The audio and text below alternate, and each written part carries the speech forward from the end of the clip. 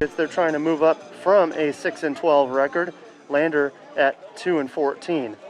For FMU, here momentarily, we're going to honor the seniors. There are 3 seniors playing today in this matchup.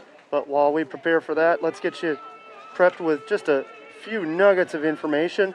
The umpires that are going to be taking care of today's officiating duties. The first base umpire is James Barrington.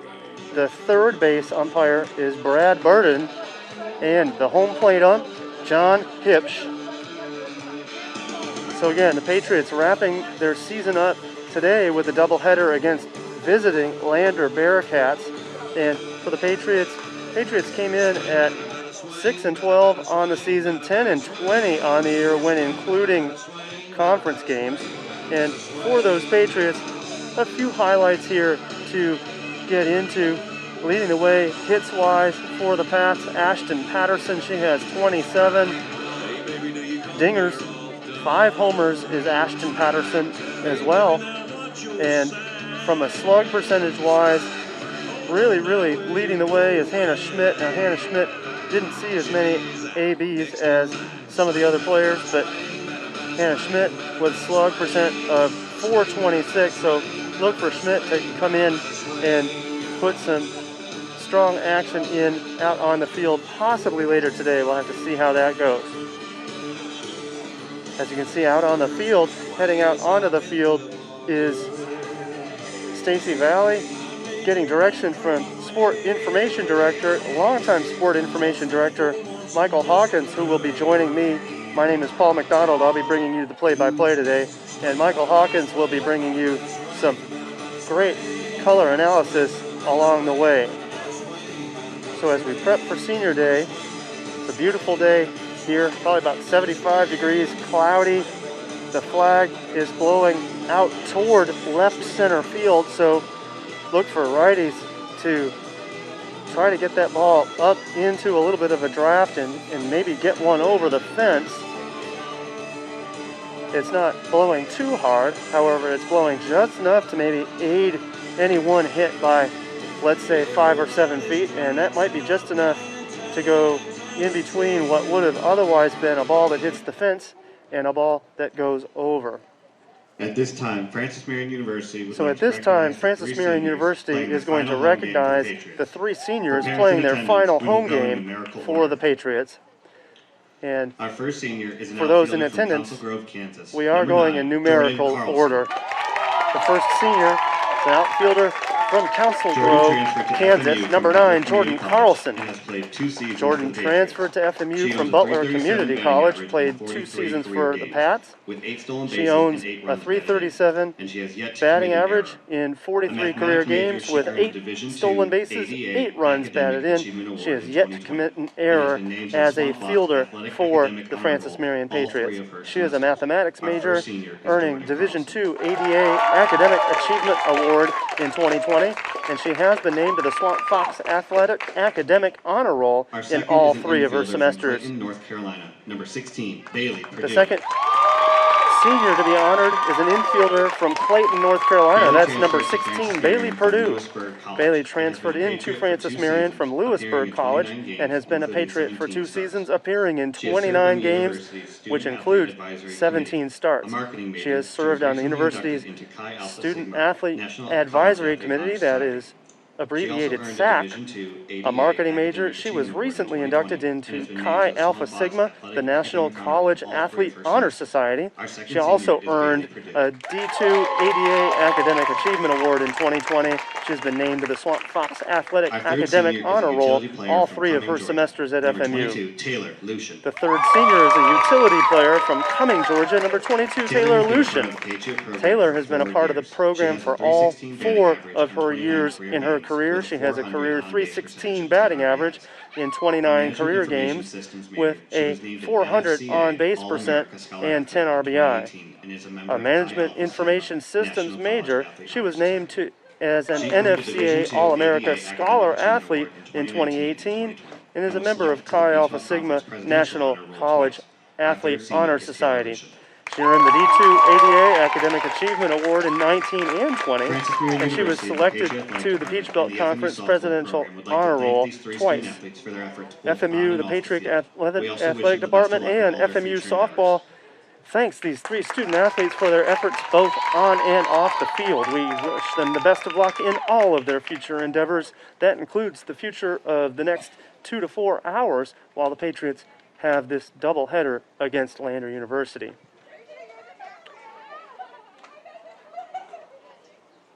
So the coaches are going to consult at home plate, as is normal tradition, prior to each game, turning in and exchanging lineups, a few fist bumps.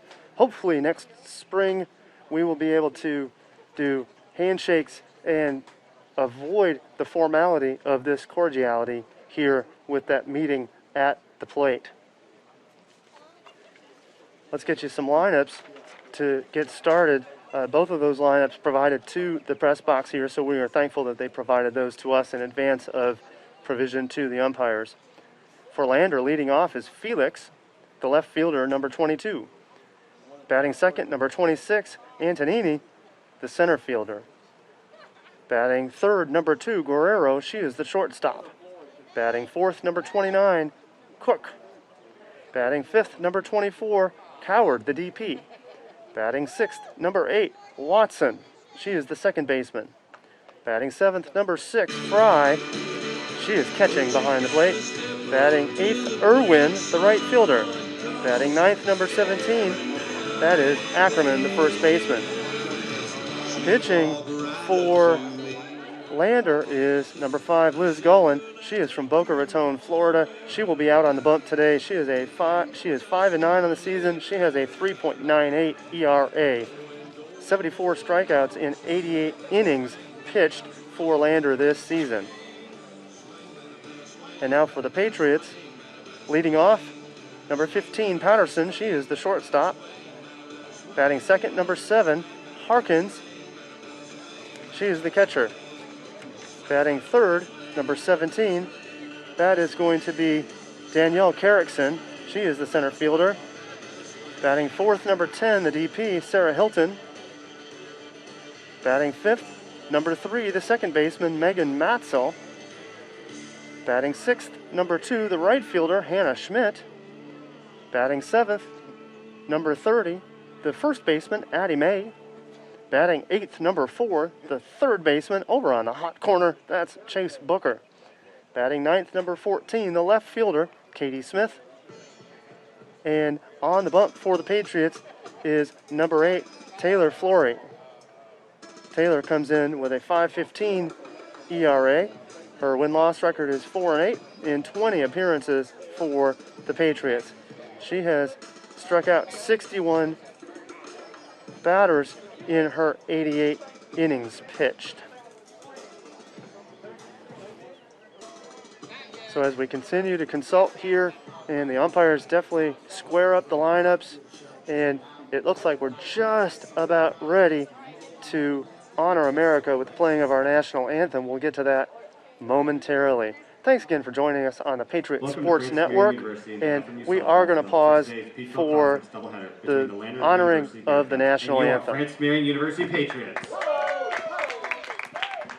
At this time, let's meet the starting lineup for the Bearcats from Griffin. Pardon me, instead we're going to do the introductions as I brought to you before, and for Lander, batting second and playing center field, number 26, a couple of key players there for the Patriots. Let's get into a little bit of that for Lander. Playing third base, number 29, Barbara Cook.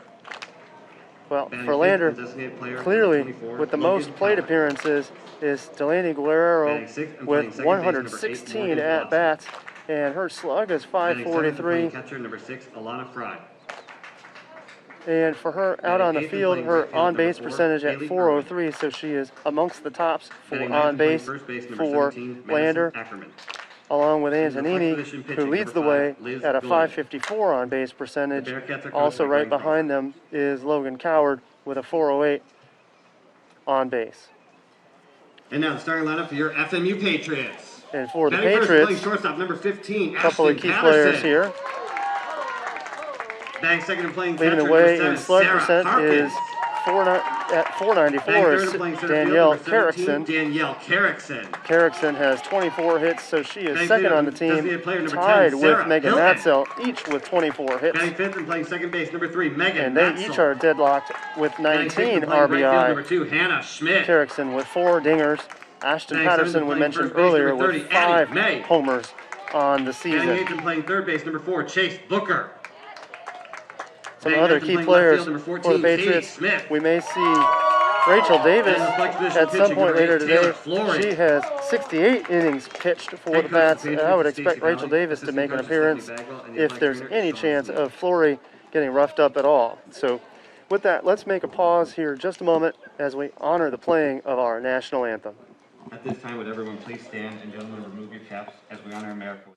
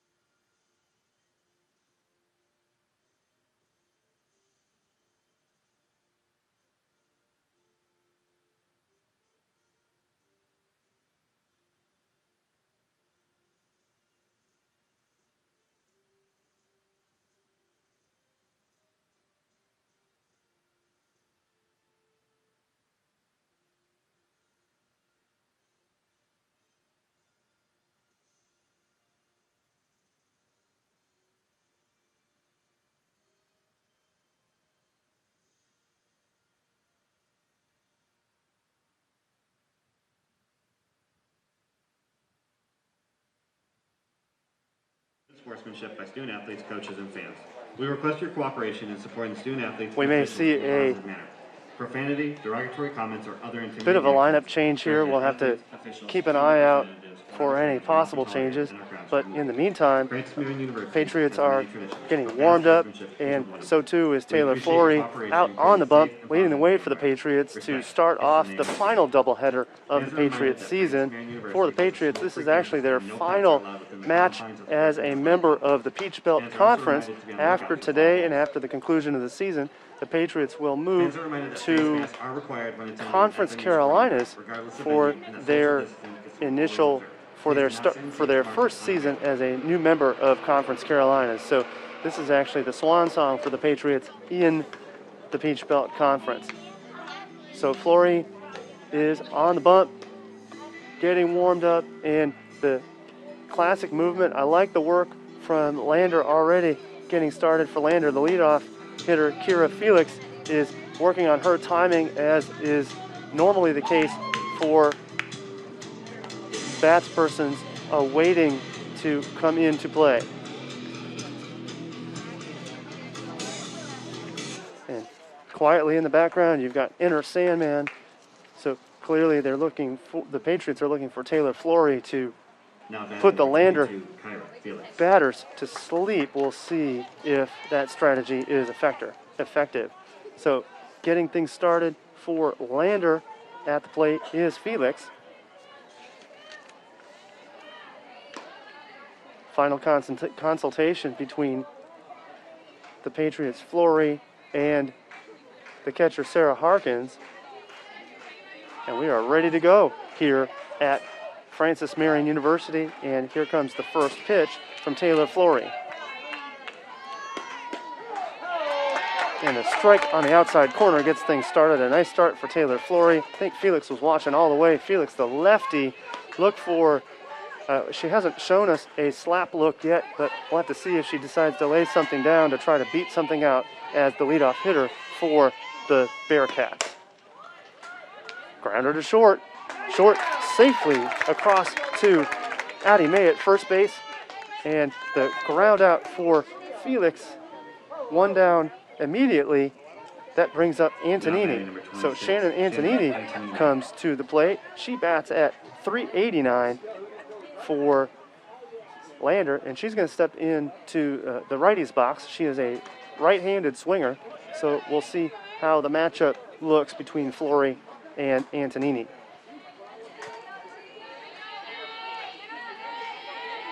Two pitches equals 1 out for the Patriots, just what they really like. Now that's a ground squibbler to third base.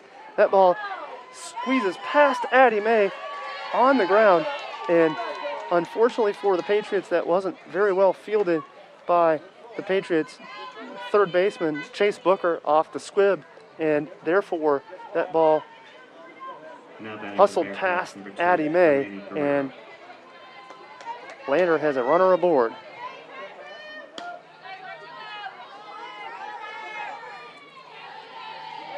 So now batting is Guerrero, Delaney Guerrero for the shortstop, batting at 371 clip for Lander. And we'll have to see if Taylor Flory can settle down. It was a good pitch that was just squibbed, and then the fielding error results in the runner for Lander. So early on, Flory is going to get a test with only 1 out here as we are in the top of the first, and Guerrero at the bat with a runner on first for Lander.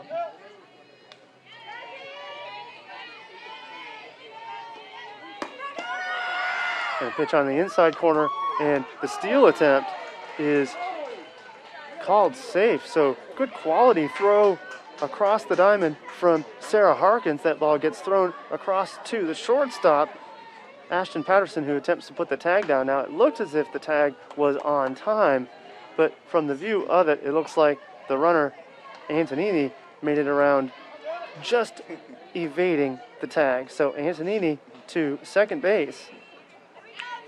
Runner in scoring position for Lander early on with Guerrero at the plate. And that's a strike for the Patriots. So 2-1 is the count so far.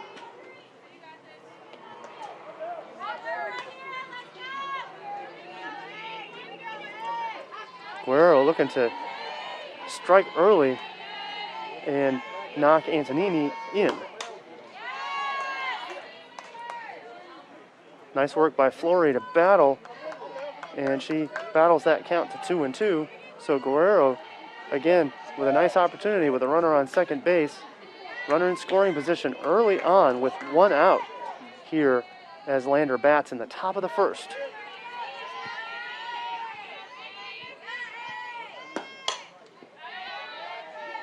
A little bit of heat from Taylor Flory. Guerrero couldn't get around on it, thus the foul ball that goes over the Lander dugout. 2-2 remains the count.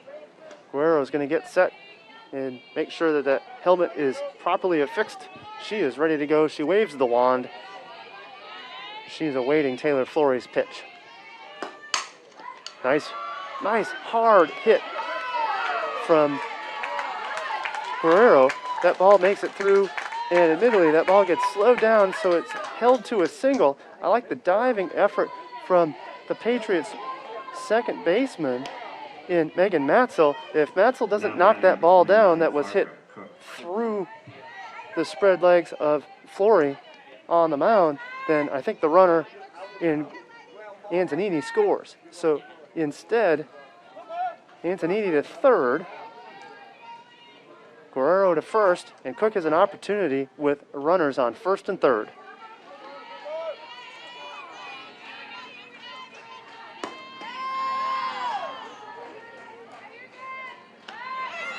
Down and low is the call on that one, and a bit of an indifferent effort from the Patriots. Guerrero advances to second base,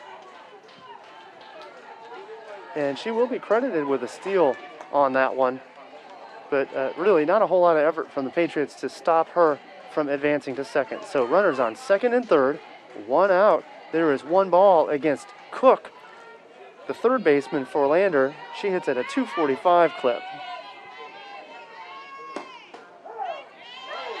On the outside corner, there's a strike, just what the doctor ordered for Flory.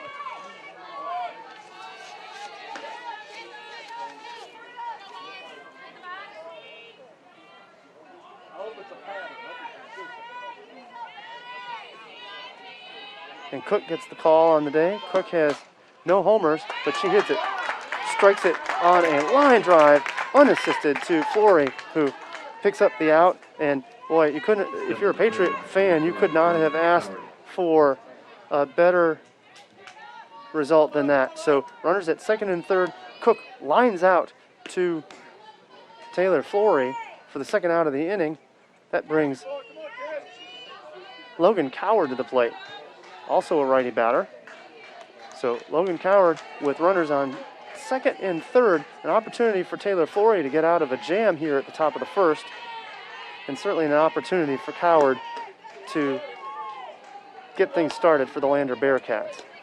High and outside is the call for the first pitch to Coward.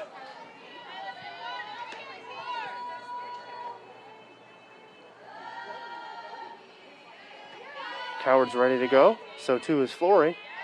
Flory wheels and deals, throws that ball right down the middle, a little bit of an off speed, a change of speed. Coward gets a little bit of bat on it, that ball squibs foul on the first baseline. It'd be very difficult to hit that ball with any less distance than what Coward did on that one. It only barely glanced off her bat. Coward steps back in, the designated player for Lander. She takes another cut. And now very defensive at the plate is Coward. Coward has choked up on her bat. Clearly she's looking for quality contact. If she can get a good rip, that's fine, but she's more focused on making sure that she can get the ball in play and give herself a chance to knock in Antonini, who's standing over in third, awaiting the chance to run home. The inside pitch. Coward stood in there. I'm really impressed by Coward. Instead of flinching, Coward was ready to take the hit by pitch to advance to first base. Instead, that ball barely does not nick her kneecaps. 2-2 is the count with 2 outs here in the top of the first. Coward stays alive with a glancing foul ball that goes to the backstop. Good work so far, leading the way for Sarah Harkins, the catcher. And catcher is so expertly important in softball, in running the field and giving direction to teammates as to what to do defensively. So good on Harkins so far today. High and outside's the call, so now the count is full. This is the payoff pitch here with 2 outs, runners on second and third. Now, Flory's got an open base. She doesn't have to pitch too aggressively to Coward, but the last thing she wants to do is jam the bases and give Watson, the next batter for Lander, a chance to hit with the bases jammed. And instead, just what Flory ordered up and what Coach Valley was hoping for, a strikeout. Coward swings and misses, and that's the end of the top of the first. So after the top of the first, we are still scoreless here at FMU.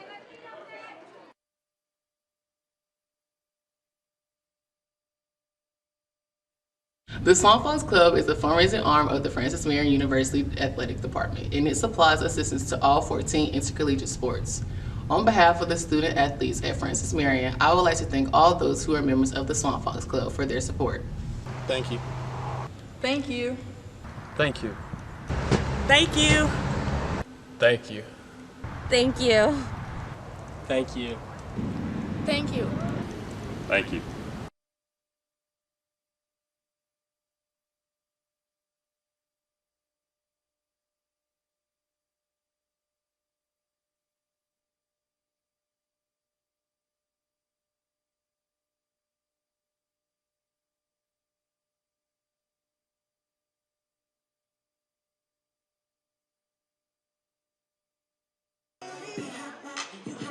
Thanks again for joining us on the Patriots Sports Network. Patriots got out of a jam to start things off in the top of the first.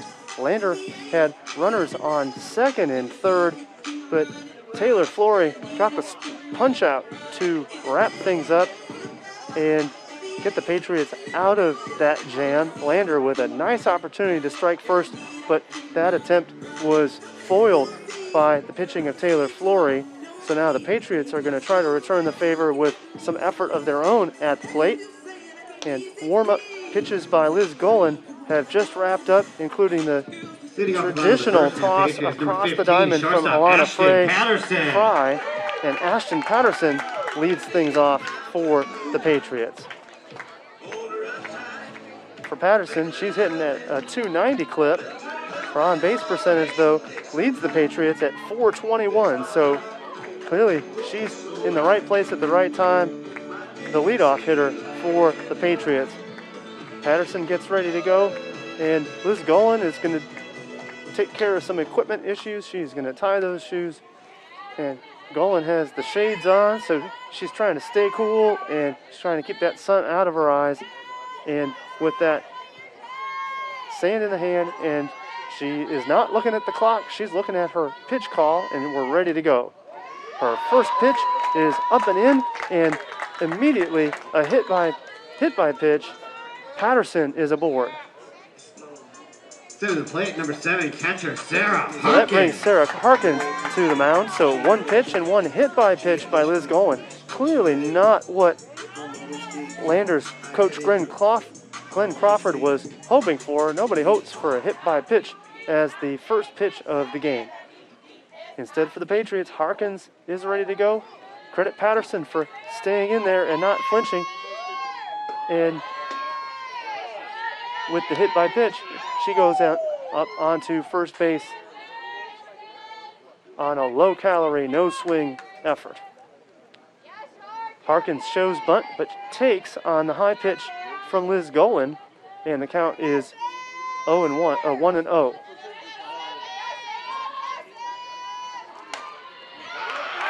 And that's a grounder that may have made it a foot and a half out of the box.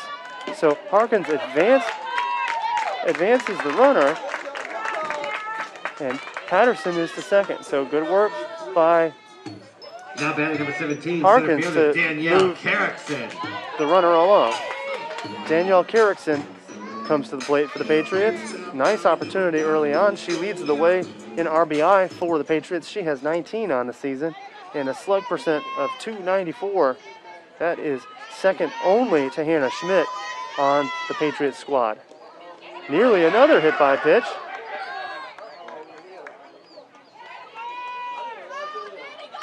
And they're going to motion that the runner may not advance. It was a hit by pitch, and definitely not a good start for Liz Golan. That pitch actually went into the dirt and then struck Carrickson. So for Carrickson, no issues there on being struck on the hit by pitch. Sometimes the hit by pitch can really smart, but that ball was on the ground before it went into her in the batter's box. So an immediate consultation from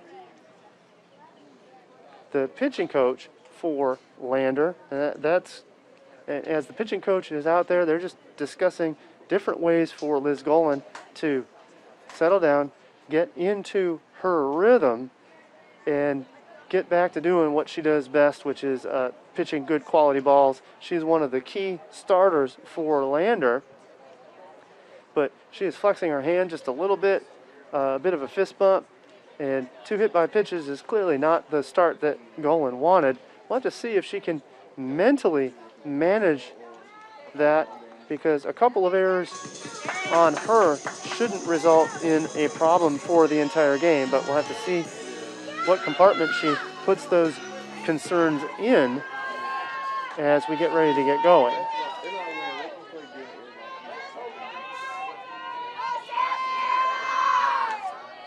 Golan, as a junior, should be a seasoned veteran here, so we'll see how she handles that. That pitch is outside. I don't mind Golan's strategy. She was pitching inside, trying to really attack the batters of the Patriots, but the Patriots stood in on that batter's box and took 2 hit by pitches on the first and third batters of the game. A hard hit down the third base line. Nice job by Hilton to drive that ball all the way down. Hilton raises her hand in success. Nice job by her on that hit. Now batting the second baseman, number 3, Megan Matzel.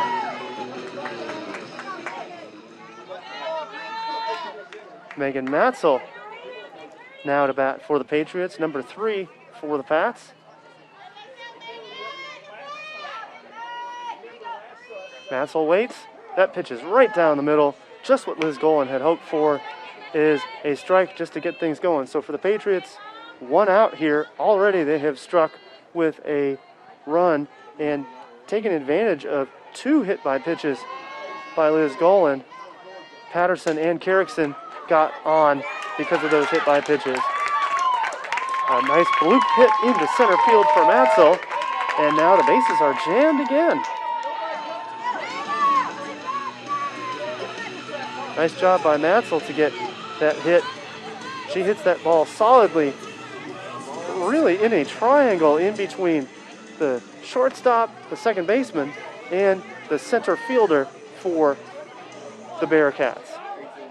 Bearcats do have a player warming up in the dugout, so we'll have to see if we can get her number. Number 2, Hannah Schmidt. That looks to be Eliza Gonzalez warming up in the dugout for Lander. Hannah Schmidt at the plate. High and outside is the call. And with the bases jammed for the Patriots,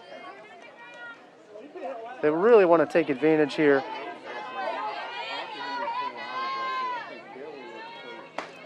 With Patterson already having scored for the Patriots.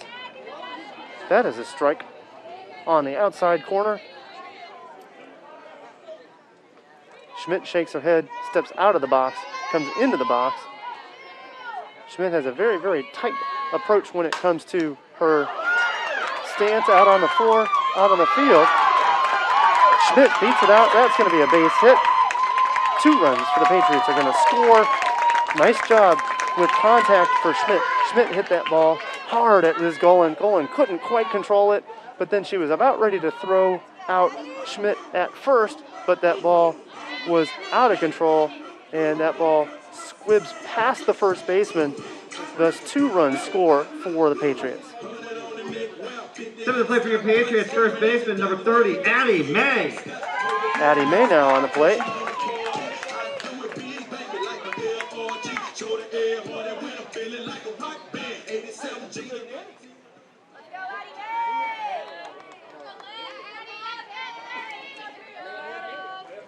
And the Patriots have runners on first and third in Matzel and Schmidt, with Addie May batting to try to do more damage. Addie May a little bit late on that swing. 0-1's the count. Still only 1 out against the Patriots. Liz Golan having a very difficult start for Lander. The first and third batters that she faced, she struck with hits by pitch. Outside's the pitch. May watches it go by, and the catcher for Lander in Alana Fry, she flips it over to third base, trying to get that ball to Barbara Cook to catch the runner off guard, to no avail. And with that, the runner at first advanced to second. Addie May watches one go by. 1 ball and 2 strikes is the count. May thought that ball was a little low. Now May's going to show bunt just to try to draw that infield in a little bit. I'd look for her to pull that bat back and get ready to swing. She does. It's a pop fly to the left fielder. Left fielder takes care of that with no problem and no advance from the Patriot runners. So 2 outs now for the Patriots. Now batting number 4, third baseman, Chase Booker. Now Chase Booker is going to come to the plate to try to do some damage against Lander. Patriots have scored 3 here in the bottom of the first on 3 hits and 1 error, and that also includes 2 hits by pitch, and that's the cause for those 3 runs that have scored. So 2 outs for Booker. High outside's the pitch. Some good heat from Liz Golan, but that ball is a little out of control, a little bit outside. And again, like I said, warming up in the Lander dugout is Eliza Gonzalez, the freshman from Miramar, Florida. She is waiting in the wings to possibly spare Liz Golan out on the mound. Golan won't need to be spared with pitches like that. That was a nice pitch down and in on the strike zone. Nice job to catch Booker watching. 1 ball and 1 strike is the count.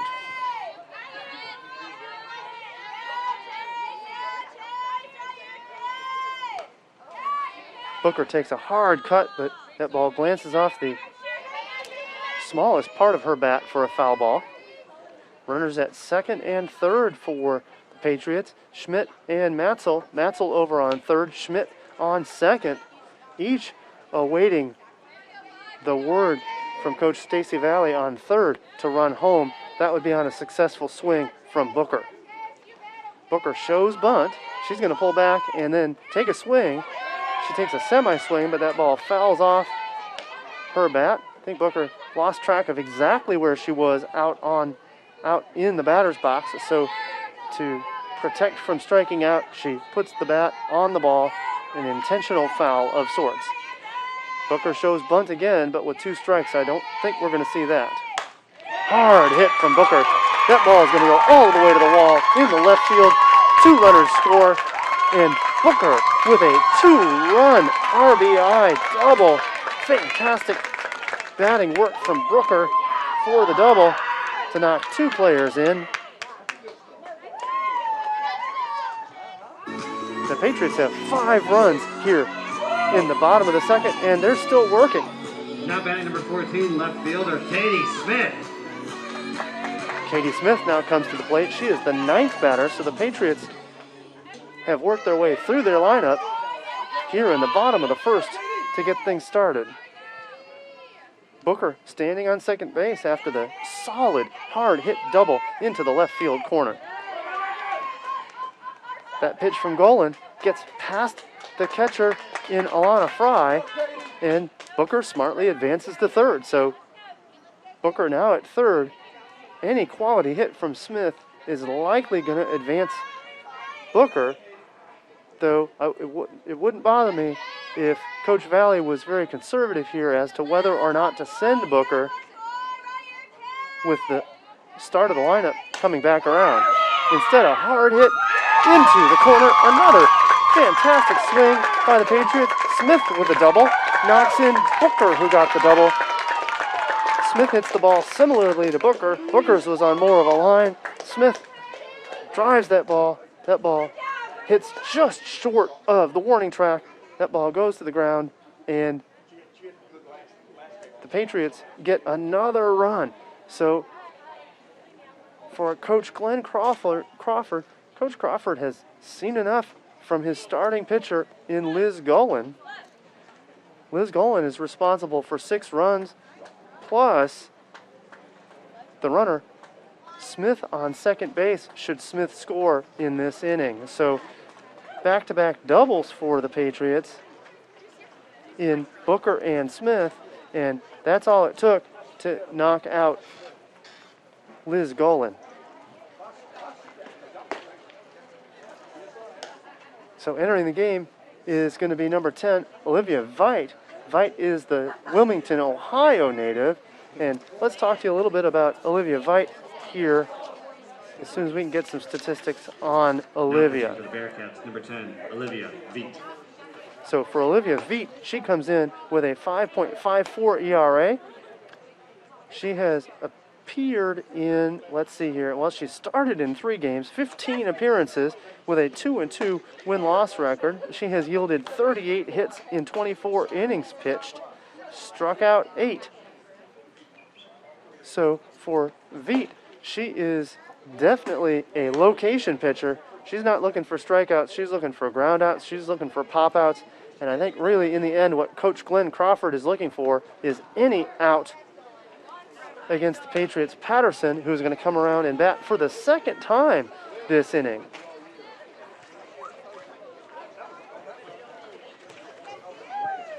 Now batting number 15, shortstop Ashton Patterson. So Olivia Veit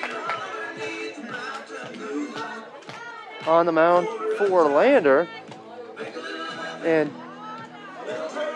Coming to the plate for the Patriots is Ashton Patterson. Patterson got things started for the Patriots earlier this inning. She was hit by a pitch. She did later score. She was the first runner to score for the Patriots in this 6-run inning for the Pats. Veet's first pitch is in the dirt, so 0-1 is the count, or 1-0 is the count, to Patterson.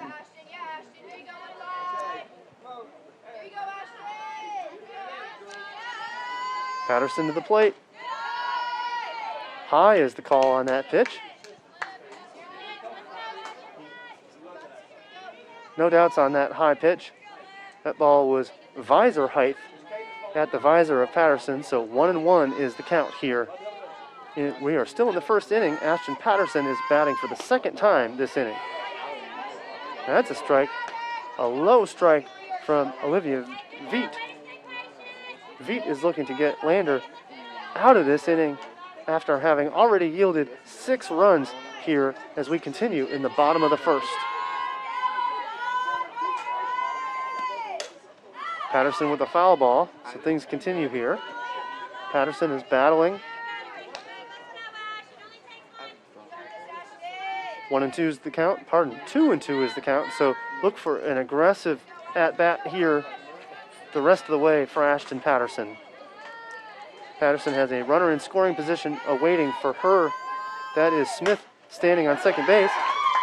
Oh, a nice, fantastic diving catch from Irwin out in right field to stop the bleeding on Lander's run of yielding runs to FMU. After 1 inning, the Patriots lead 6-0.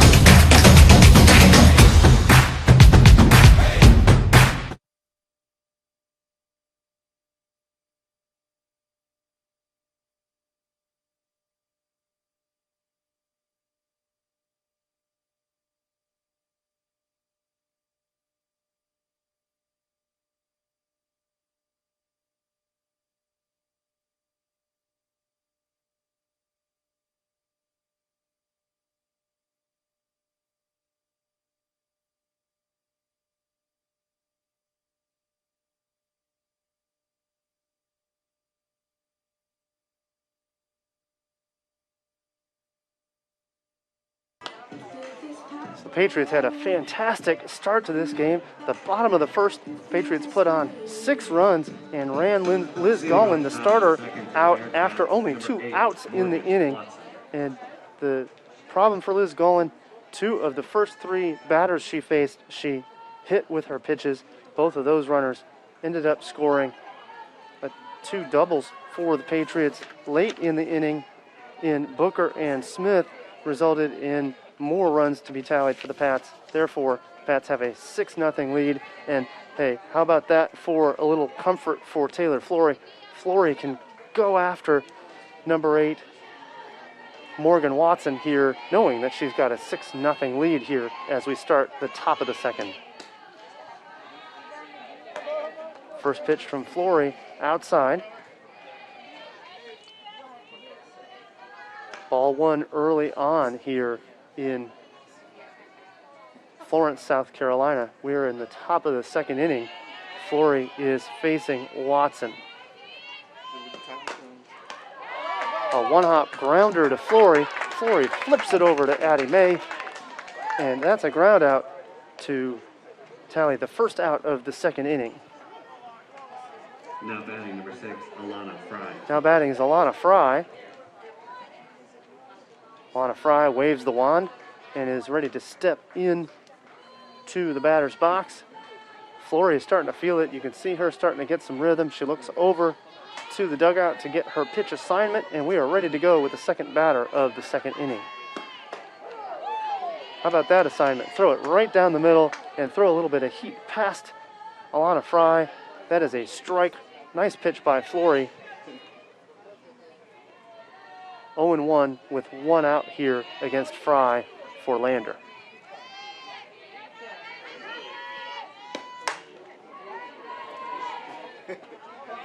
Fry can't quite get around that one. She puts good solid bat on ball, but that ball sails over the Lander dugout. Quickly, Flory is ahead in the count. 0 balls and 2 strikes.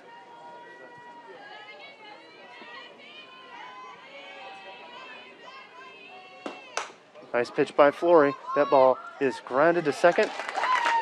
And for the Patriots, Addie May smartly did not play that. Instead, she runs over to first base, allows Megan Matzel to field it.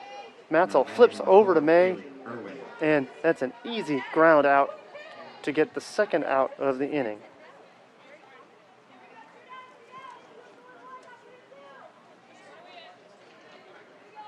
Batting for Lander is going to be Haley Irwin, the right fielder. She made a great diving catch to stop, to create the third out of that first inning after the Patriots had put 6 runs on the board. Good on Irwin to stop the bleeding on that one. A hard hit ball. That one would have made it to the wall and would have easily scored another runner. Another ground out. That is a ground out again. Grounder hard to Matzel. Matzel with the flip to Addie May for the third out of the inning. And after the top of the second, the Patriots lead 6-0. The world is changing, and Francis Marion University is leading the way as it prepares the young men and women for the future. We've added 5 new classroom buildings and 13 new academic programs in the past 6 years, and more are on the way. We're preparing to build a new environmental research center. We're expanding programs in engineering, business, education, healthcare, and the arts and sciences, and we're adding new fields when they're needed. When tomorrow comes, we'll be ready. Best of all, our students will too.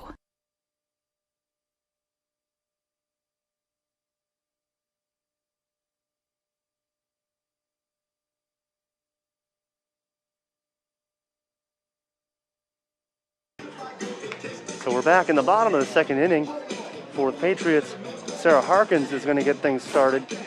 And for the Patriots, she was the first out of the first inning, but then she put up, then the Patriots put up 6 more. So Harkins is looking to get into the scorer's table with either a hit or a run here to get things started.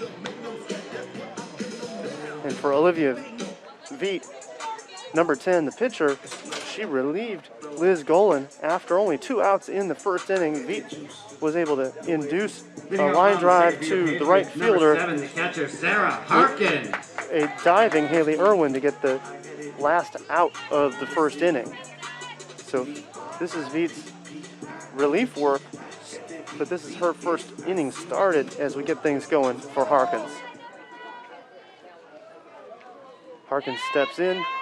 She's ready to go. Very, very open stance from Harkins. Harkins is looking to put bat on ball against the fast-pitching Veet. And a timeout called without a pitch being made. That was a timeout by Harkins. Harkins is trying to get some rhythm, trying to get her eye on Veet to get a handle on how to approach this at-bat. Pitch is outside, and ball 1 is the call.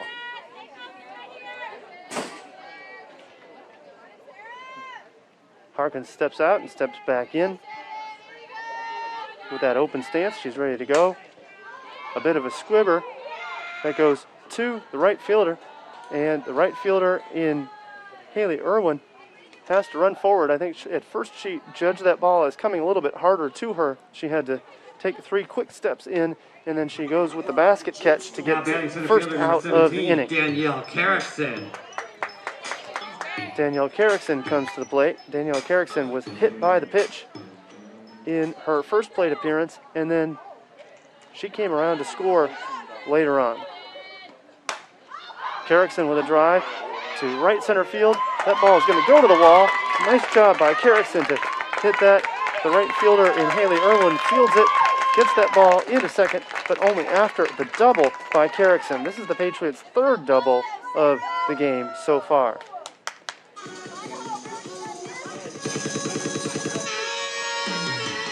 So that's going to bring up Sarah Now Hilton. batting designated player number 10, Sarah Hilton.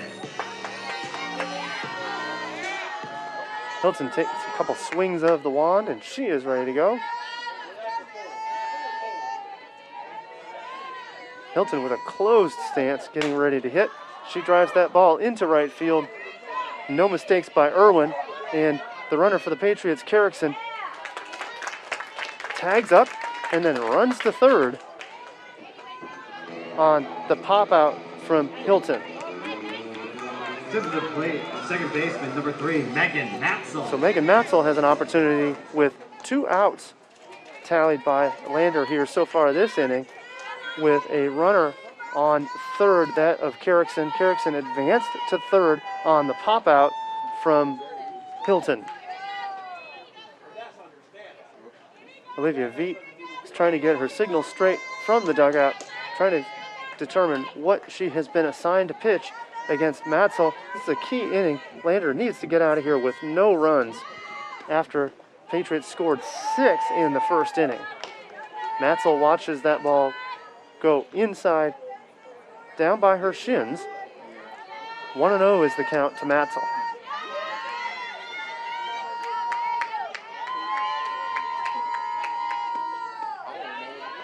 That ball is in the dirt. It was exactly over the plate, but low. 2-0 is the count to Matzel.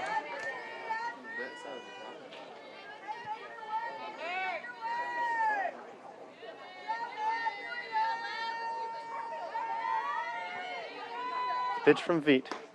Outside's the call. 3-0. And for as aggressively as Veet wants to approach Matzel at 3-0 with the base open at first, I don't expect anything too close to the plate here from Veet. Otherwise, Matzel, the 5th batter for the Patriots, is going to jump all over it. Nope, instead it's in the dirt.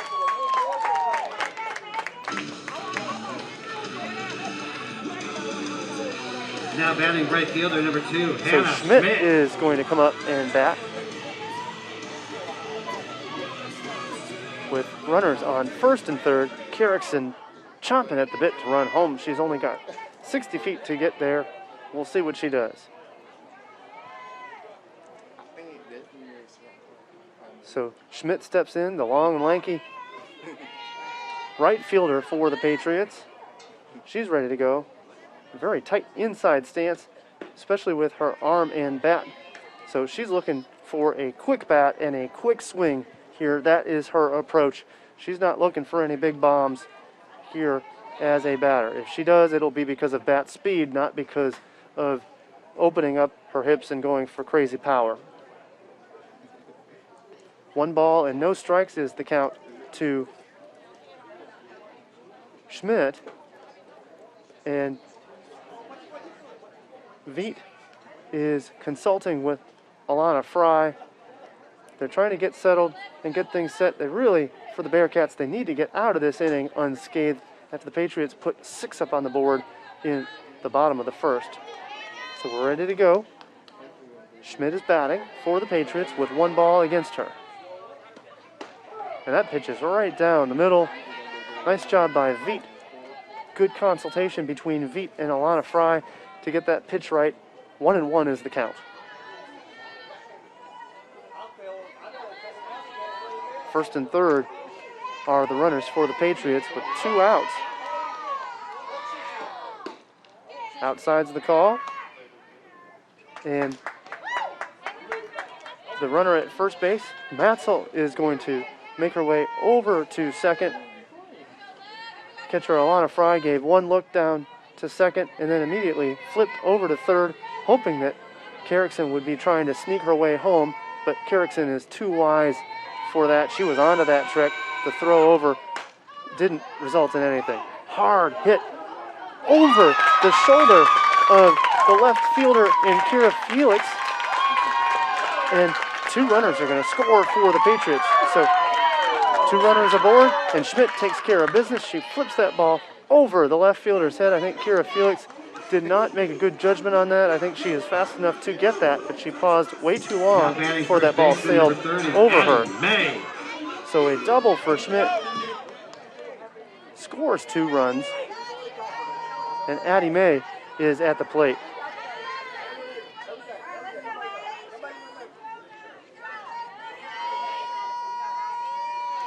Addie May awaits. Veet throws that ball low. 1 ball, no strikes to May. With Schmidt standing on second base after a nice swing that went over the left fielder for Lander. Looked like had it caught some wind, it might have made it out of the park, but instead a nice double, driving in 2 runs.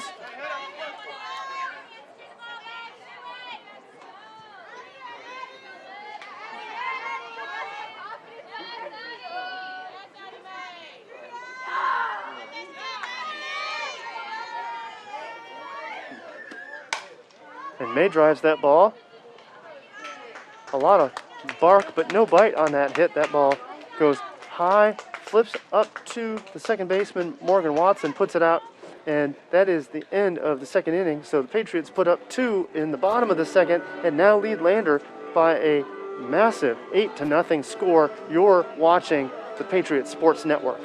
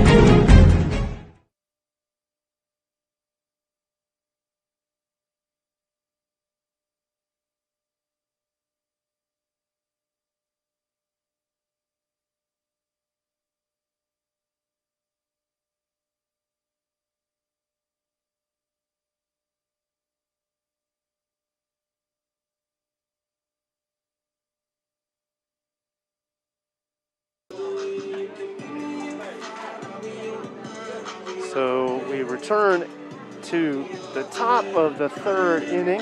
Lander is in a hole here big time. They have an 8-0 deficit they're trying to climb out of against FMU. FMU put up 6 in the first and now 2 in the second. And for Lander, it's going to start with Madison Ackerman is going to get things started. She is the number 9 hitter for the Bearcats. She's going to step in. She's going to hit lefty. And we'll see if Ackerman can get things started for the Bearcats, who are desperate to get a few runs on the board here. A good swing, but a late swing from Ackerman, so that ball goes foul over the Patriots dugout. 0-1 is the count early on against Ackerman.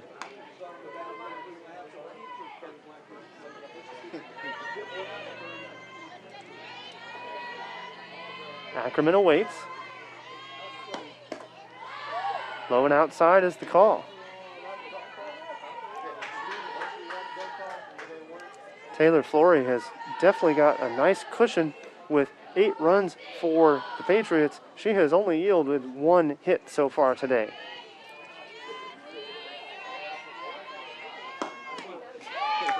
Outside pitch, however, Ackerman waves at it. Ackerman is a little late on that swing, and also that swing was ill-advised. That ball was outside. Ackerman now faces a deficit at 1-2, her first at-bat of the game.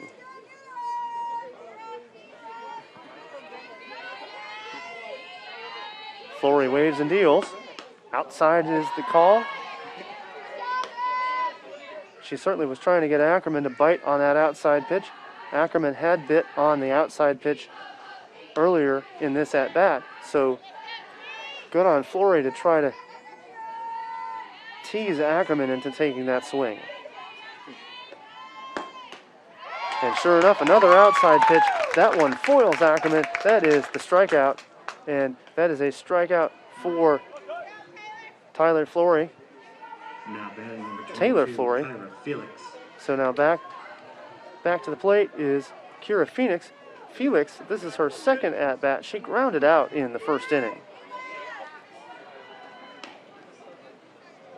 The catcher, Sarah Harkins, looks over and gets her instructions from Coach Stacy Valley.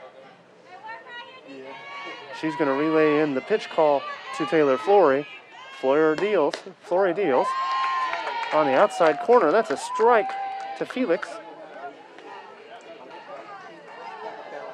Felix doesn't show much emotion on that one, but you can tell she disagrees with that call. Felix with high hands on this stance. Outside's the call. Nice stop by Harkins. Good habit by Harkins to stop that. That ball is easily one that can get by her, and if there were runners aboard, now you're talking about balls advancing. So I like the habit of Harkins not to just let that one go because there was no runner. Felix with a soft swing. She kind of thought about a slapper there and then kind of waved at it. That ball and the bat were never close to each other. That is the second strike against Felix. Taylor Flory looks over at her wrist. She knows what the pitch is called for.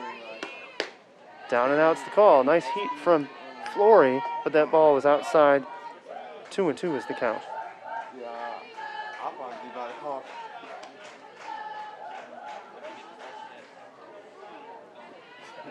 Felix wobbles the bat, waves the bat just a little bit, and we're ready to go. And the plate umpire in John Hipsch is going to call that ball was inside. However, the Patriot faithful disagree, but instead the count is full at 3-2 with one out, and Felix is at the bat.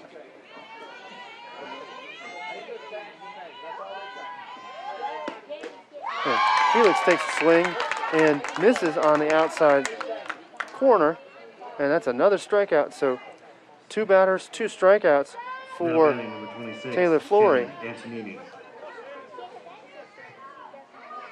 Antonini now at the plate. Antonini made it to first on an error by the Patriots. That was an error, a throwing error by the third baseman. So Antonini at bat with no runners aboard. She shows bunt, but that ball trickles behind her. 0-1 is the count. So a quick consultation between Taylor Flory and Sarah Harkins to make sure they have their game plan not only pitching-wise, but also defensively in the case of another bunt attempt from Antonini. Now that Antonini has attempted the bunt, the first and third baseman for the Patriots have come way in to field it. Antonini, by showing bunt, the drawn-in fielder, the third baseman for the Patriots, and Chase Booker could not field that ball. So nice work by Antonini to entice the third baseman to play shallow and field the bunt.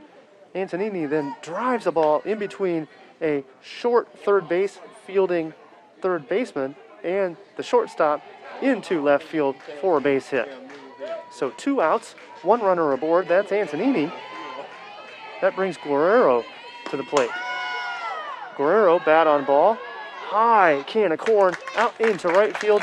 No problems for Hannah Schmidt. That is the third out of the inning. And as we head to the bottom of the third, the Patriots lead 8-0.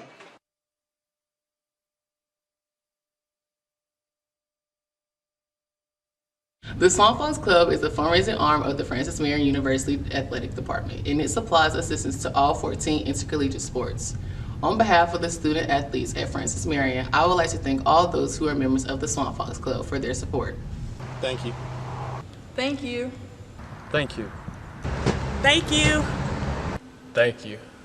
Thank you. Thank you. Thank you. Thank you.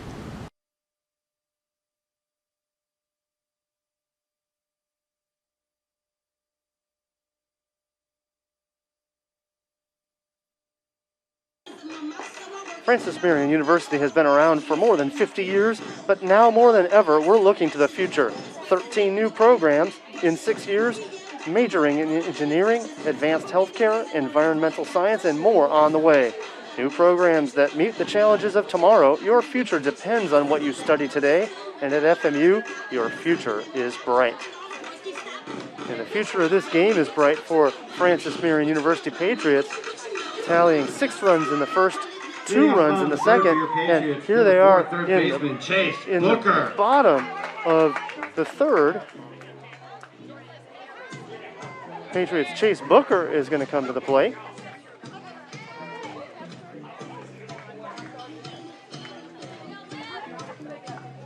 So Chase Booker comes to the plate, and for Booker, a double in her first plate appearance earlier this afternoon.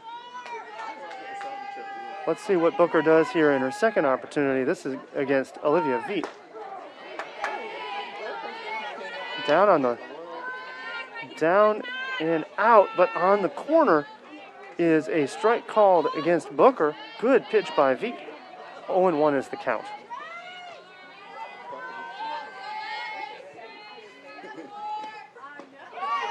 Booker watches that one go as Veet pulled the string. She was trying for the changeup, but that change went just a little bit low.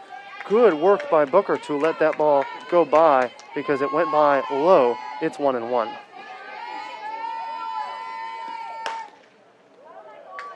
Some heat from Veet. Nice pitch by Veet, and we are at 1-2. The foul ball by Booker. Booker was way out ahead of it, but some nice heat from Veet to get that ball and make it very difficult for Booker to get solid wood on that, or aluminum as it would. 1-2 is the count. Booker's going to open up and show a little bit of bunt. I don't think that the first and third basemen for the Bearcats were biting on that one. They were on alert, but you didn't see them charge in too much. 2-2 is the count.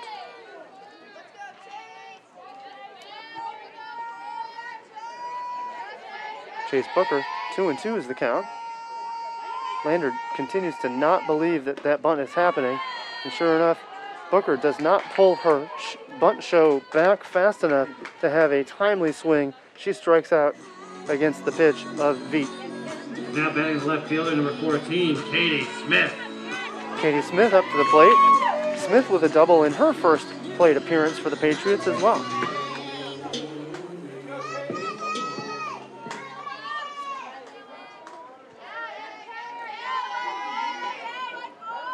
Smith waiting and ready to go. A nice driving hit by Smith. That ball goes to the gap between right field and center field. That's going to be a nice opportunity.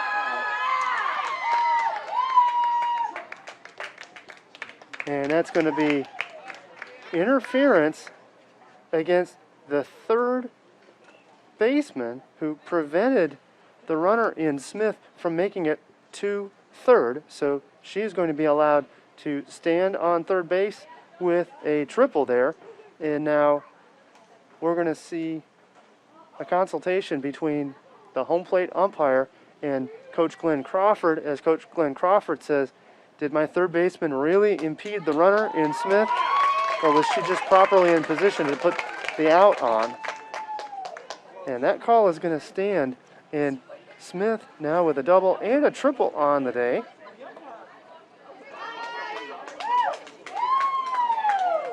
And that brings up Patterson. This is Patterson's third plate appearance of the day. She was hit by a pitch in her first at bat, and then a pop out to finish the inning. So both of her at bats in the first. That was the first inning where the FMU plated 6 runs.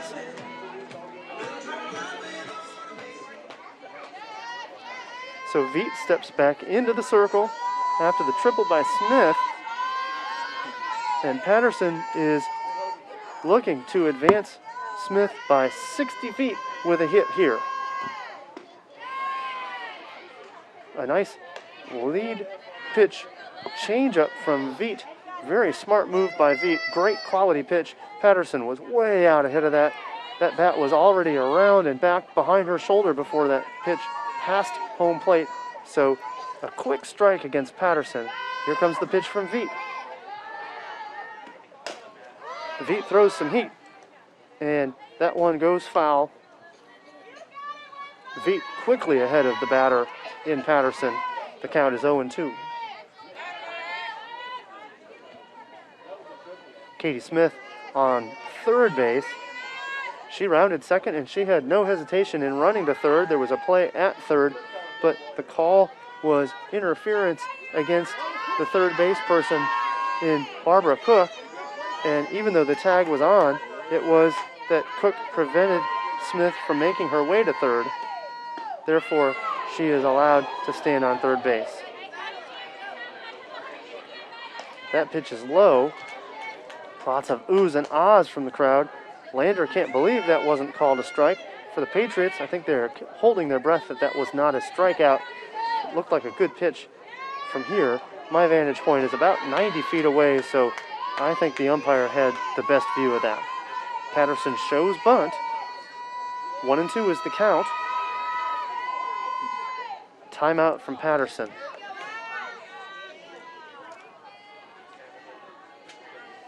Veet was calmly getting the call from her coaching staff as to what to pitch. Now we're ready to go. A hard hit that drives off the third baseman in Barbara Cook. Cook knew she couldn't get the runner in Patterson, so instead she goes back and defends Smith, and knew we get Smith after Smith's leadoff. So Patterson with the hit. Runners at first and third with one out. We're going to have a consultation between the pitching coach and all of the infielders for Lander, as well as the pitcher in Veet. Veet has stepped in and done a nice job in place of Liz Golan at the end of the first, having only yielded 2 runs since then. However, things are getting dicey again for the Bearcats now with runners at first and third, only one out, and the smart batting Sarah Harkins at the plate. So runners at first and third for the Patriots.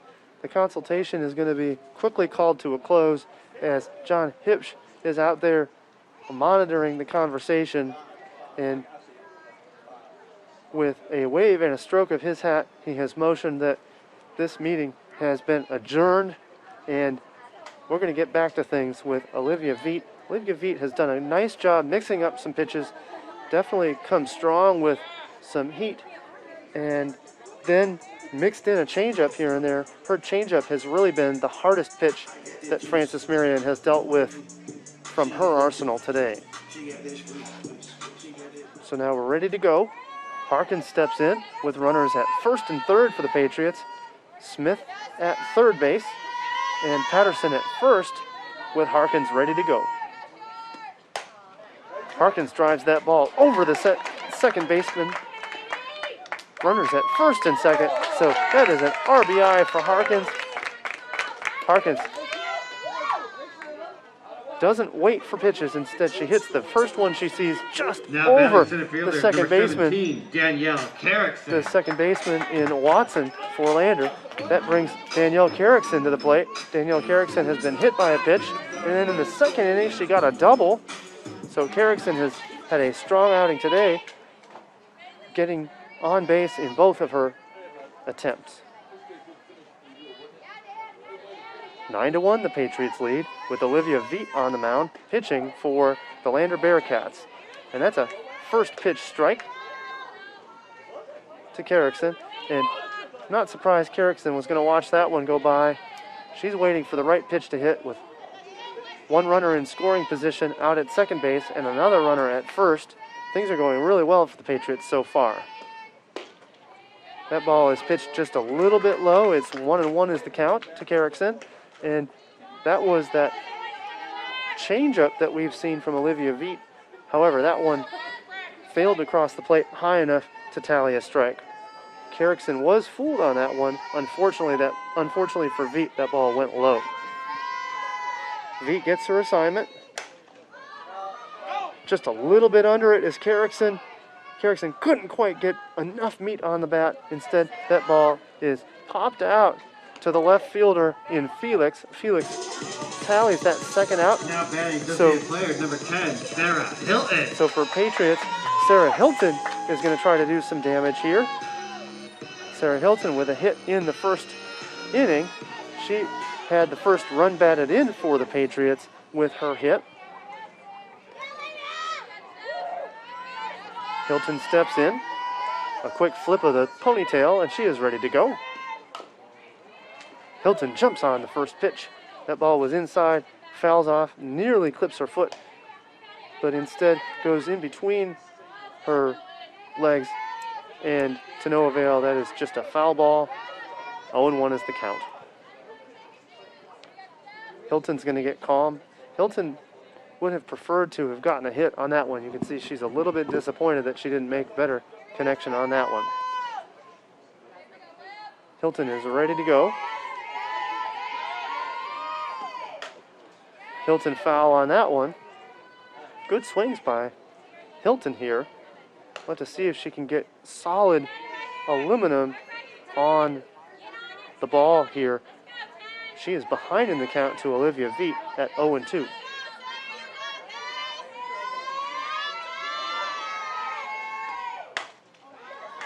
A good swing from Hilton.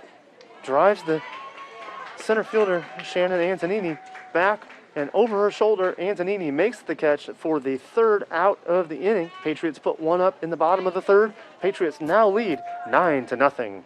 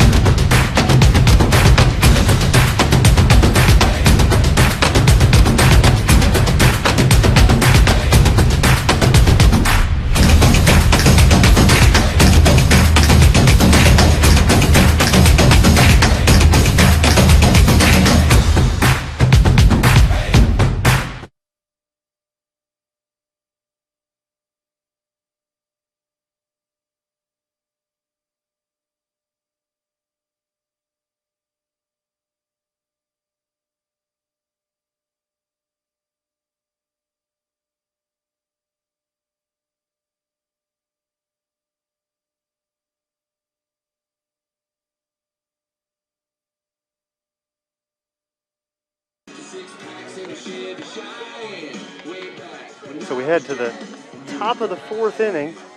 Lander has a 9-run deficit to FMU. FMU tallied 6 in the first, 2 in the second, and 1 more in the bottom of the third.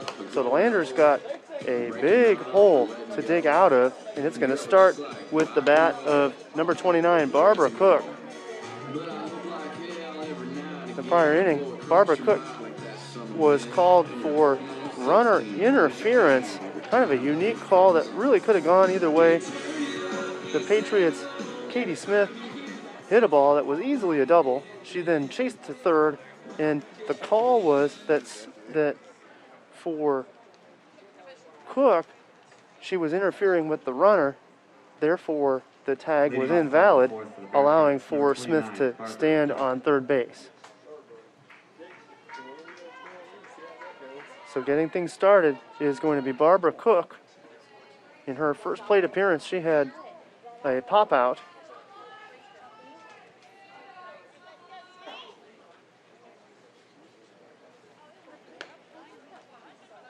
A bit of a lineup change here is going to be made. We're doing a little bit of a shuffle here. We'll have to get what the call is.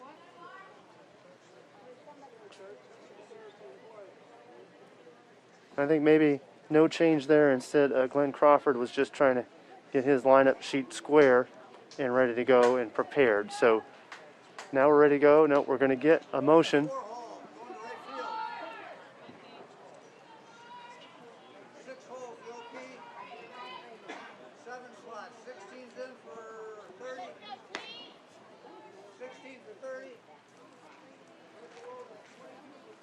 So we're going to make some switches here. We'll see how those go in a moment.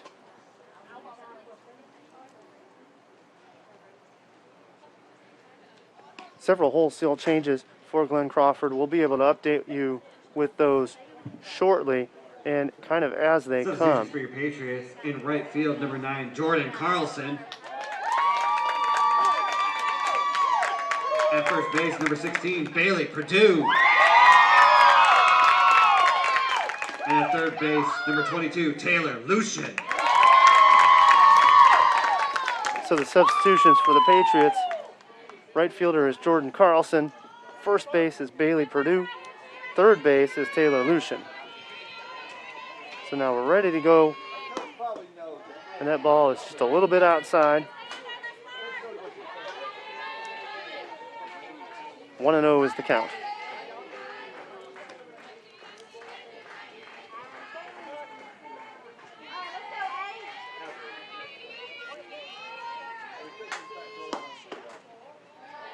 High and outside's the call. 2-0 is the count. Good work today from Taylor Flory, having only yielded 2 hits on the day. She got herself out of a jam in the first without giving up any runs. Nice work by her. Pop out, some good communication, and the second baseman for the Patriots goes all the way back. Megan Matzel takes control and collects the pop-up for the first out of the inning. Now batting for Lander is number 24. That's going to be Logan Coward. Now batting number 24, Logan Coward.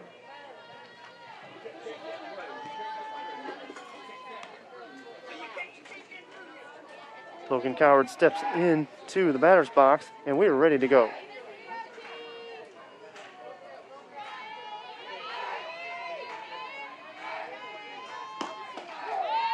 And that's a strike.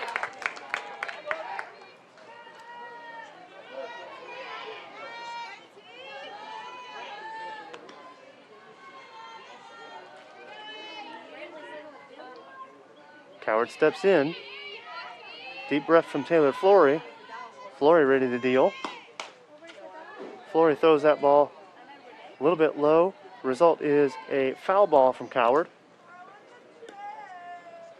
Coward behind 0-2 in the count. Taylor Flory has worked from ahead in the count for most batters she has faced all game. So good on Taylor Flory for throwing strikes, especially early on in the counts. Coward swings and misses. That's another strikeout. Nice job by Taylor Flory for another strikeout. Taylor with 1, 2. Now batting number 8, Morgan Watson. Taylor with 4 strikeouts on the day.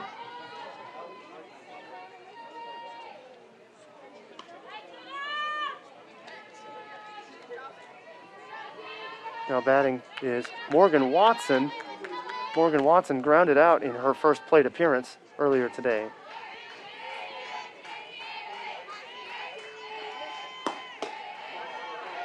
Oh, what a quality pitch from Flory, and the plate umpire is going to call that was just a little bit high.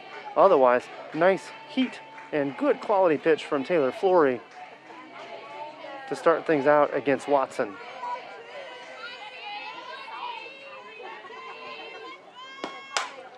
Watson a little late to get around on that one. Drives that ball hard into the right field corner, but foul.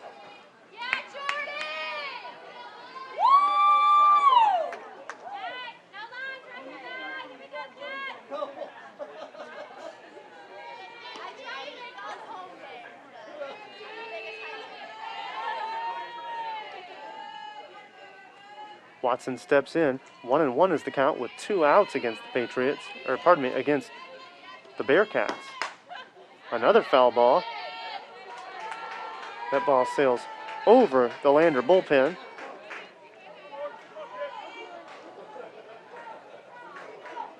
One and 2 is the count.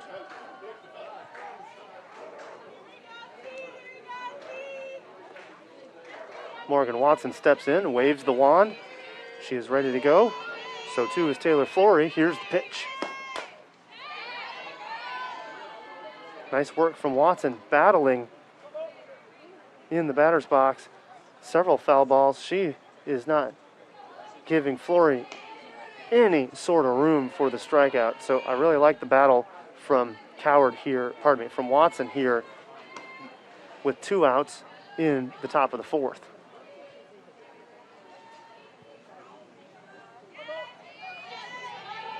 Pitch from Flory.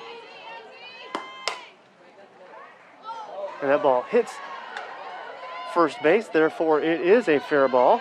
That ball is going to go into the right field corner.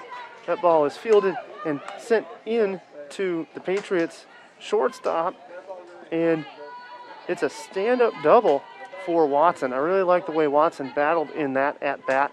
She stayed with it and then drove that ball hard to get the double. And Now batting number 6, Alana now Fry. a runner in scoring position for Alana Fry.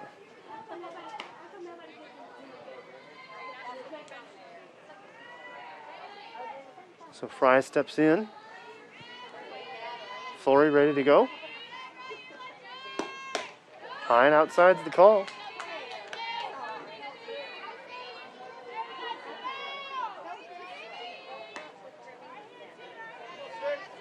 Carrickson motions over to try to show the runner in Watson that she wants to hold her tight, but only just for that one instant. Now that's a strike on the inside corner to Fry. Nice pitch by Flory. 1-1 is the count.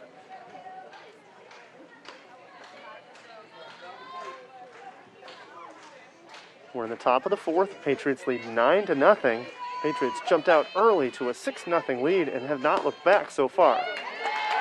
An inside strike is called to Fry. 1-2 is the count. I think Fry disagrees. You could see her body posture was very calm. She stepped out, and I don't think she believed that should have been called a strike. But instead, 1-2 is the count. Taylor Flory ahead in the count again. Grounder to the pitcher, Flory. Flory flips it over to first.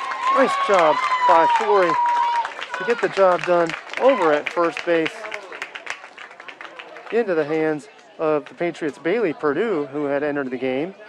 And we're going to head into the bottom of the 4th with the Patriots leading 9-0. The world is changing, and Francis Marion University is leading the way as it prepares the young men and women for the future. We've added 5 new classroom buildings and 13 new academic programs in the past 6 years, and more are on the way. We're preparing to build a new environmental research center. We're expanding programs in engineering, business, education, healthcare, and the arts and sciences, and we're adding new fields when they're needed. When tomorrow comes, we'll be ready. Best of all, our students will too.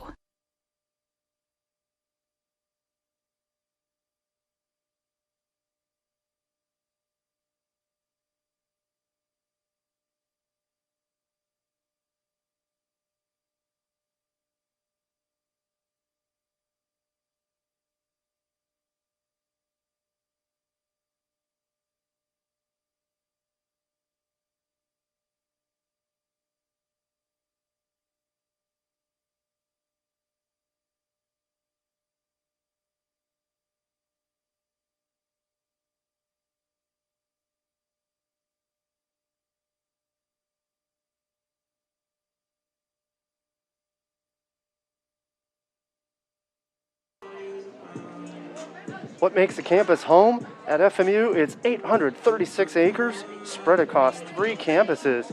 Francis Marion University has the most diverse and exciting campus in South Carolina. No matter where you want to be, you are there at Francis Marion University. So the Patriots have stormed out to a 9-0 lead, and they're looking to put more runs on the board. And to do so, they're going to do so with the leadoff hitter in Megan Matzel. Second baseman, Megan Matzel. Matzel had a hit in her first plate appearance and a walk in her second, so she is perfect in getting on base today. Matzel is going to step into the batter's box.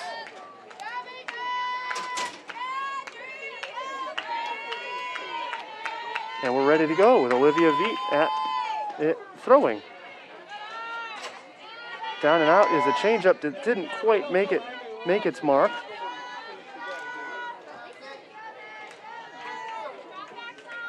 One and 0 is the count.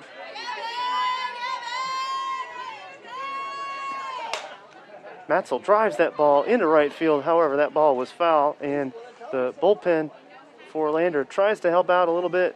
Can't quite do so. To no avail. That is just a foul ball. 1-1 is the count.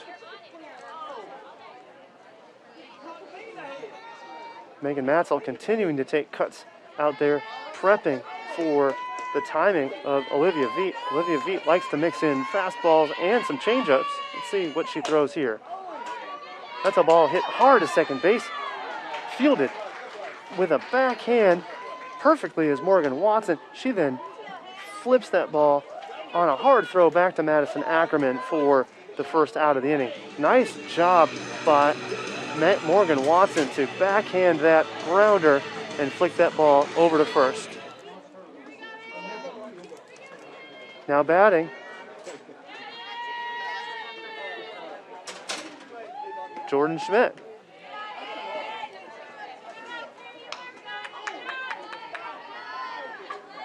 And pardon me, that is Hannah Schmidt.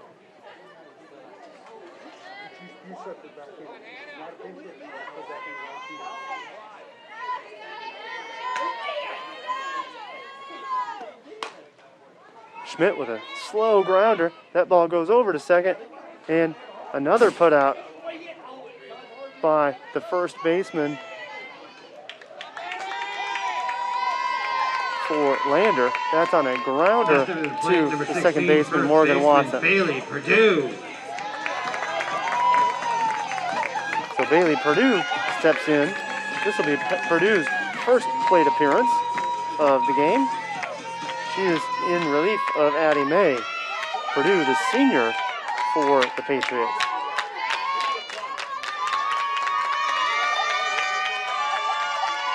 Purdue with the open stance.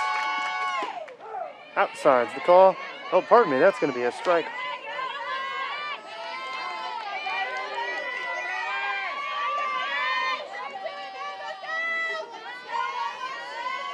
Purdue ready to go.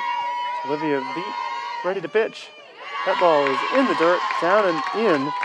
1-1 is the count.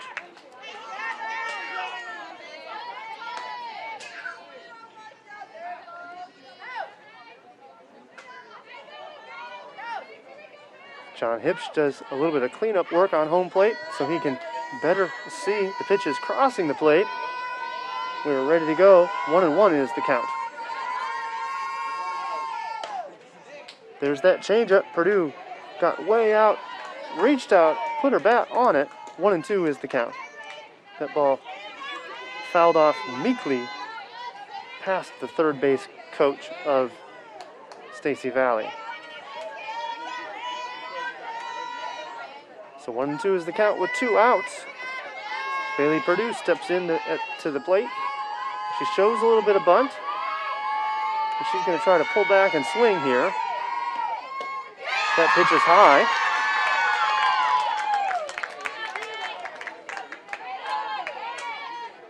Showing bunt is useful, but it only works if you can get the bat back early enough to take a good quality swing at the pitch. Otherwise, a batter has lost their balance in a scenario like that. Another foul ball. Purdue flips her bat after that foul ball, catches her breath. I think that's the pitch she wanted to hit there. Most batters will tell you, you generally only get one great pitch to hit in any one at-bat. She feels as though she may have missed her opportunity. 2-2 is the count to Bailey Purdue, the senior for the Patriots. And a swing and a miss, and that is the end of the inning. The first 1-2-3 inning for Lander. And after 5, it is Patriots 9, Lander nothing.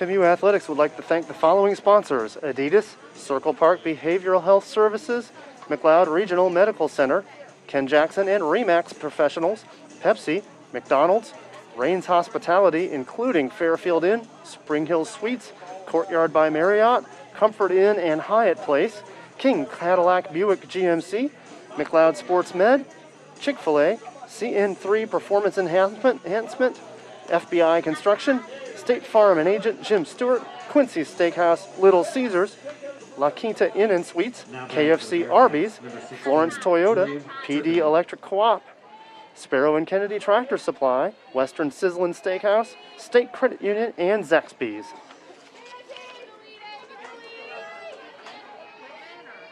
Getting things started for Lander. Going to get that player number in just a moment for you. Number 16, Jillian Turpening.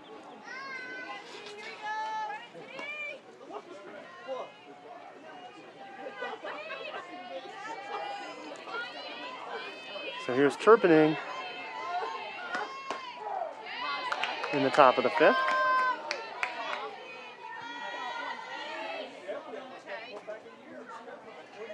Turpening with a swing and a miss.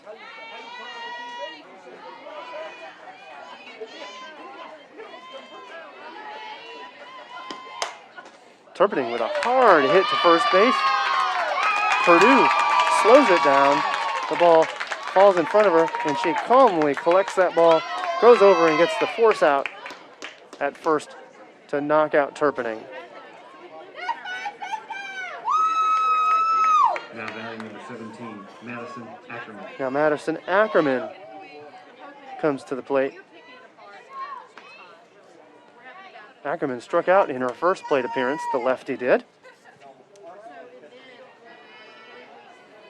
She steps into the box. Harkins awaits the pitch from Taylor Flory, who has been on cruise control since the first inning.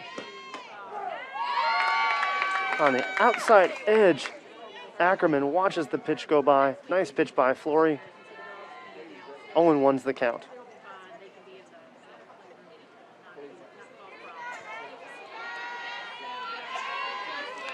Flory ready to deal. This one sails just a little too far outside. Ackerman was thinking about taking a swing at that one. She lets it go by. 1-1 is the count. Flory really wanted that one to be in better control. You can see her whip that ball into her glove. She's not too happy with that pitch. She's got to be happy about her outing today, though. That's an inside pitch for a strike. 1-2 is the count.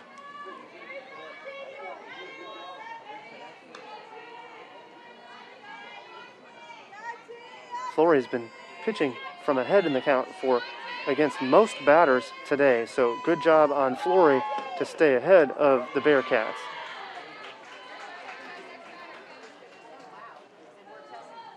And the call is going to be a hit by pitch. So Ackerman gets hit by the pitch, and that's really very much a bailout for the Lander hitters. Landers have really had a hard time solving the Patriots' pitching of Flory. Besides a double in the previous inning from Watson, it's been a couple of hits here and there scattered by Flory over the course of 3 innings. So we'll go to the top of the order, and we will have a change for Lander. Number 12, Abigail Stokes is going to come in and bat.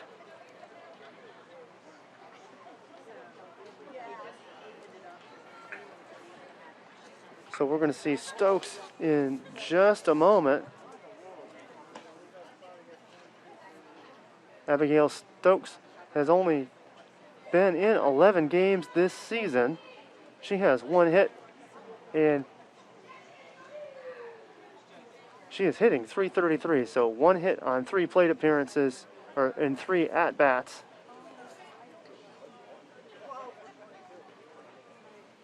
So she's going to get an opportunity to play here. Is Abigail Stokes in place of Felix.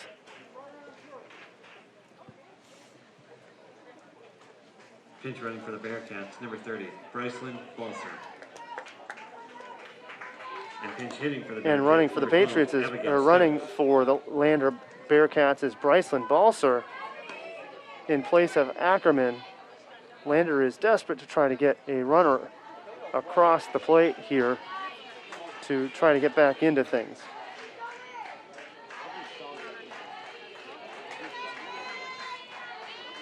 So we're ready to go with Stokes at the plate batting the lefty. And that is a strike on the outside corner. For the Patriots, Flory just keeps throwing strikes, and she keeps ticking that outside corner. And no problem there getting the pitch past Stokes.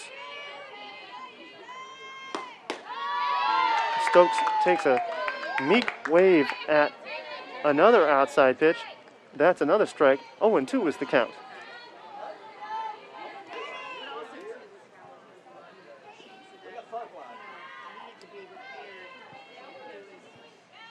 And with a runner aboard, Stokes is ready to go.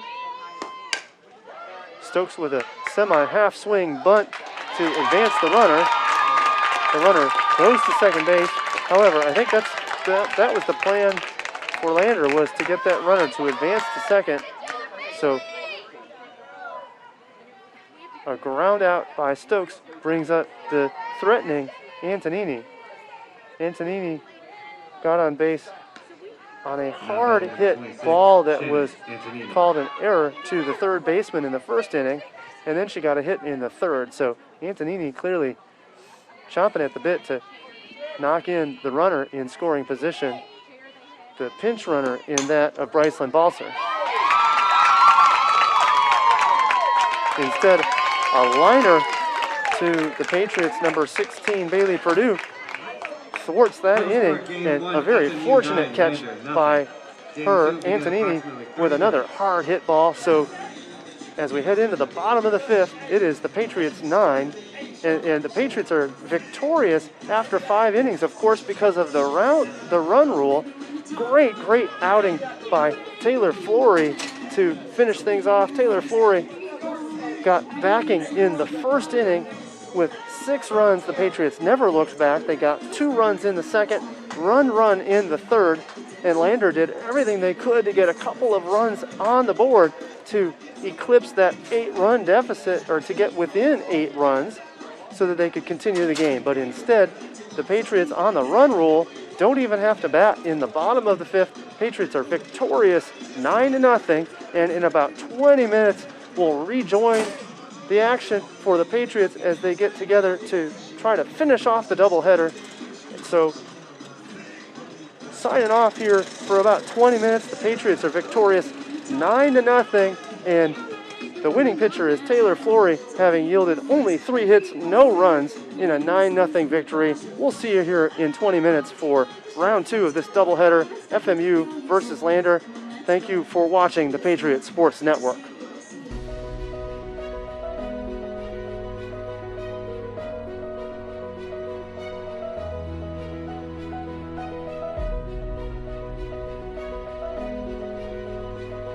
Let me paint you a picture. All of the graduates, all of the faculty, all of the administration, all of the Board of Trustees is decked out in their regalia, their black robes, their hats, their gold tassels. It's just a most beautiful picture of a very formal kind of occasion. And here we march into the gymnasium, and the music is playing, and the gym is packed. And as we come in, and as you look up at all those people, you see families, huge families. You see not just mama and daddy and 2 brothers and a sister, but there's grandmama and granddaddy, there's the aunt and the uncle, they're the cousins, they're the next door neighbors. And you know why all those people are there? Because this is the very first one, the very first graduate. And I can guarantee you that when you go to that graduation, you leave with a tear in your eye because it's so, so special.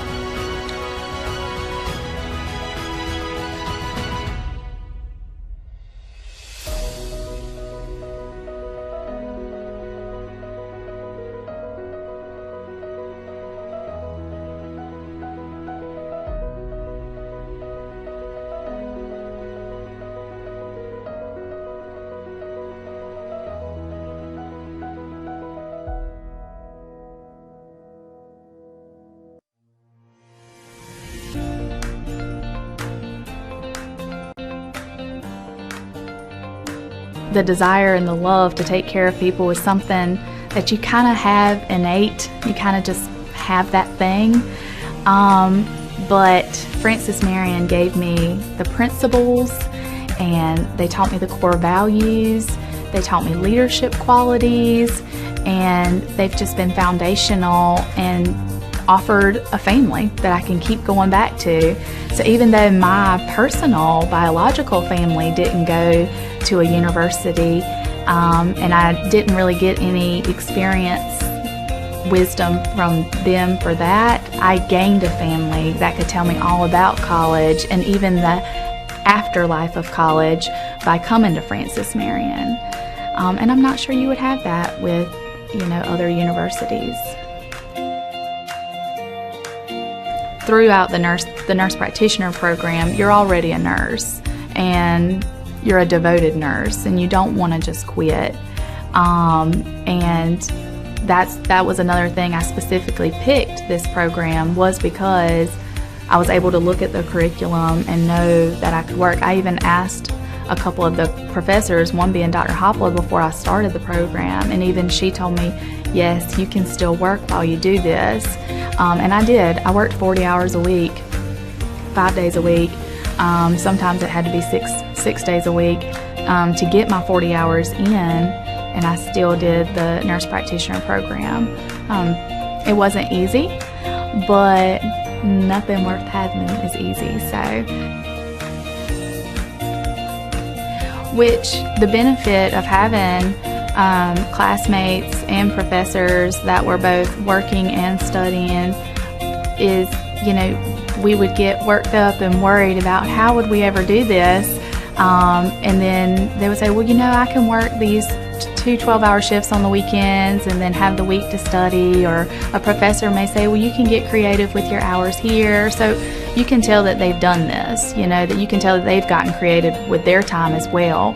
And then all of a sudden it doesn't feel like such a daunting task, because again, you gain wisdom from their experience.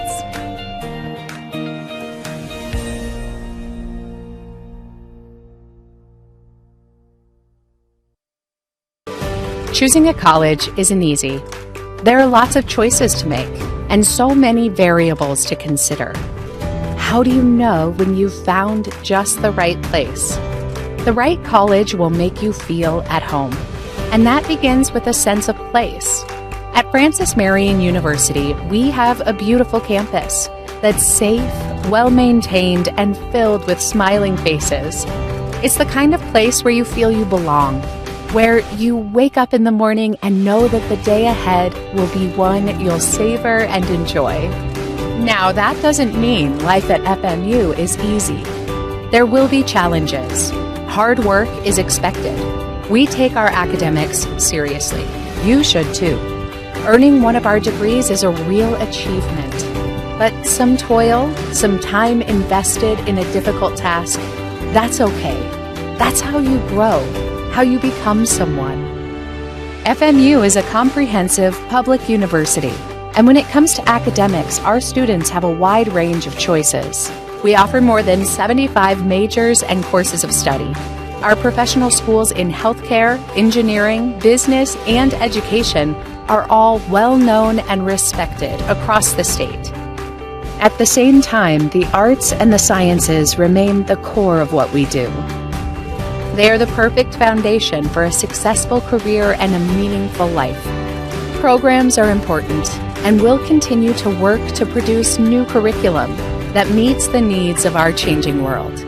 But we also know that a great education is less about what is taught and more about who is doing the teaching. FMU's faculty is made up of distinguished scholars and renowned researchers. They're experts in their field and expert teachers too. They love the give and take of the classroom and revel in the progress their students make. In FMU's intimate academic environment, where small classes are the norm, you'll get to know a lot of these dedicated men and women. Some you will remember forever. The academic work and its rewards are why you are here. But there will be a time and place for play, too. We have more than 60 different student organizations and field teams in 14 NCAA sports. A robust schedule of extracurriculars is a big part of each semester. You'll find space here for rest and relaxation. You'll make new friends and build relationships that last a lifetime. And then, almost as quickly as it all began, it will be over. You will graduate and move on to a life and career full of promise. You'll leave memories behind. You'll leave FMU, but you'll be welcome back anytime. Home is like that, you know.